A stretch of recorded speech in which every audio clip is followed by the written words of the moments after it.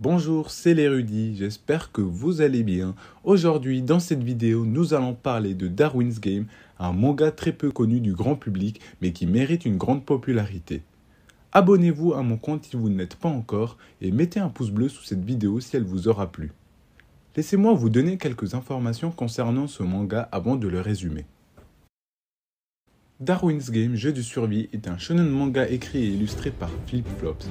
Il s'agit d'un duo composé de Shu Miyama pour le scénario et de Yuki Takata pour le dessin. Il est prépublié dans le magazine Bezatsu Shonen Champion depuis décembre 2012 et possède 25 volumes.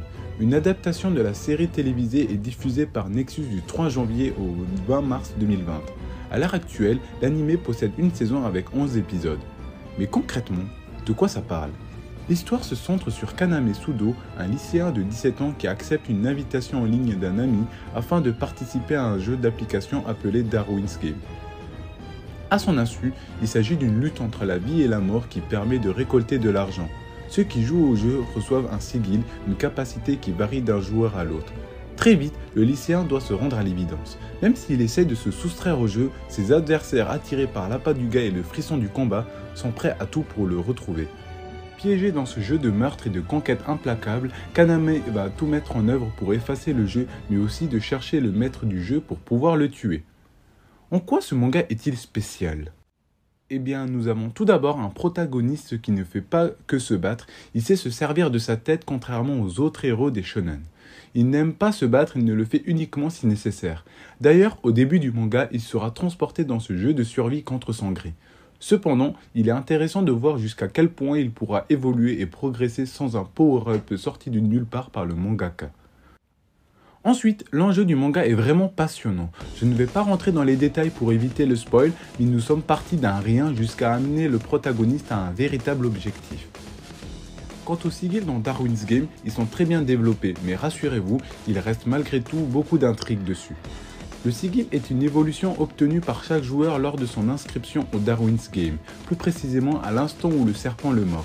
Une fois mordu, le joueur est censé instinctivement savoir se servir de son sigil qui devient pour lui comme une capacité innée. Le nom du sigil peut être retrouvé sur le profil du joueur qui le possède. Ils peuvent même être séparés en plusieurs classes, mais je ne vais pas m'attarder là-dessus sinon je risquerai de vous spoil. Une autre particularité du monde de Darwin's Game est qu'il existe des clans dans ce monde. Ce sont des sortes de familles ou de tribus. Les joueurs appartenant à un même clan peuvent s'entraider lors des combats ou participer à des batailles de clans. D'ailleurs, le choix comme titre de Darwin's Game n'est bien sûr pas anodin. Ce qui donne en partie son intérêt à ce titre est qu'il se présente comme un jeu dans tous les sens du terme. En effet, les joueurs peuvent accumuler des points et ainsi acheter des items, des armes, des pouvoirs, en gros diverses capacités pour évoluer.